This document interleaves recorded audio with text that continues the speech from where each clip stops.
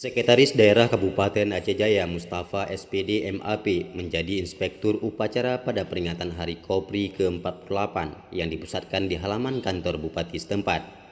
Peringatan Hari Jadi Kopri ke-48 yang dipusatkan di halaman kantor Bupati Aceh Jaya ini turut dihadiri sejumlah unsur Forkopimda dan aparatur sipil negara di lingkup pemerintah Kabupaten Aceh Jaya.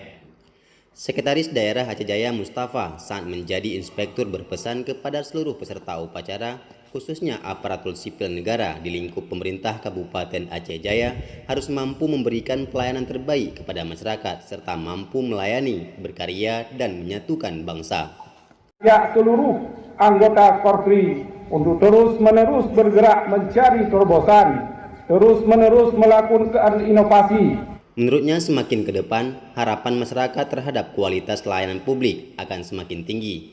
Untuk memenuhi harapan masyarakat ini, di setiap anggota Kopri harus memiliki karakter dasar sebagai birokrasi yang melayani serta berkarya bagi bangsa dan negara.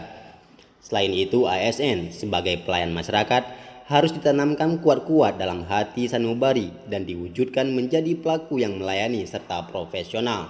Dengan teknologi yang semakin canggih, cara bekerja juga harus berubah. Kecepatan merupakan faktor kunci kesuksesan dalam berkarya demi kemajuan Aceh Jaya ke depan.